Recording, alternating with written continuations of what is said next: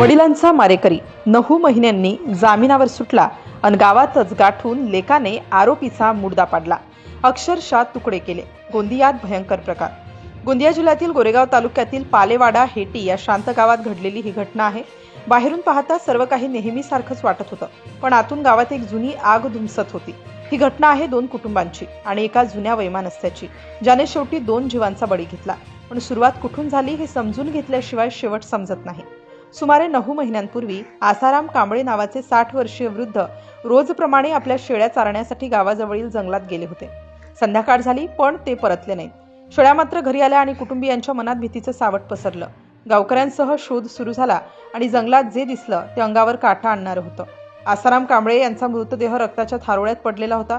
सुरुवातीला वन्य प्राण्यांचा हल्ला असावा असा अंदाज व्यक्त करण्यात आला, पण काहीतरी वेगळं जाणवत होतं. वनविभागाने पाहणी केली आणि हा अपघात नसून खून असल्याचं स्पष्ट झालं. त्यानंतर गोरेगाव पोलिसांना माहिती देण्यात आली. पोलीस तपास सुरू झाला आणि संशयाची सुई एका नावावर जाऊन थांबली. देवेंद्र उर्फ भुरू चुन्नीलाल ताराम, वय 25 वर्ष. गोपनीय माहितीच्या आधारे पोलिसांनी शोध मोहीम सुरू केली. अनेक ठिकाणी पथके रवाना झाली आणि शेवटी हलबिटोला येथे त्याला त्याच्या मावशीच्या घरी लपलेला आढळला.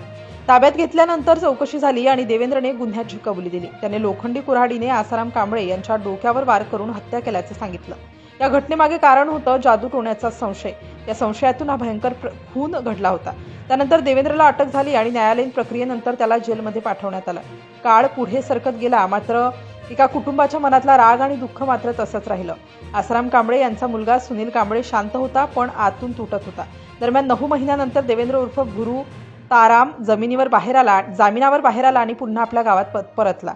गावात त्याच्या परतण्याची बातमी वाऱ्यासारखी पसरली आणि ही बातमी सुनील कांबळेपर्यंतही पोहोचली. इथेच कथा एक वळण घेते. सुनीलच्या मनात पुन्हा त्या दिवसाच्या आठवणी जाग्या झाल्या. वडिलांचा मृतदेह आणि त्यामागचं क्रूर सत्य.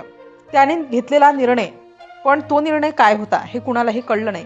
तो शांतपणे काही दिवस देवेंद्रवर लक्ष ठेवून होता आणि पुढच्या काही क्षणात जे घडलं ते अत्यंत भयानक होतं. सुनीलने तलवारीने देवेंद्रवर सपासप वार केले. मान, हात, पाय आणि पोटावर गंभीर जखमा झाल्या आणि देवेंद्रचा जागीच मृत्यू झाला. हे सर्व इतक्या वेगात घडलं की कुणालाही सावरायलाही वेळ मिळाला नाही. गावात एकच खडबड उडाली. लोक घाबरले, कारण एका खुनाचा बदला दुसऱ्या खुनाने घेतला होता. घटना घडल्यानंतर सुनील कांबळे काही काळासाठी तिथून निघून गेला, पण पळून गेला नाही. काही वेळानंतर त्याने स्वतःहून पोलीस पाटलांसमोर समर्पण केलं आणि संपूर्ण घटनेची कबुली दिली. गोरेगाव पोलिसांनी या प्रकरणी गुन्हा दाखल केला असून पुढील तपास सुरू आहे.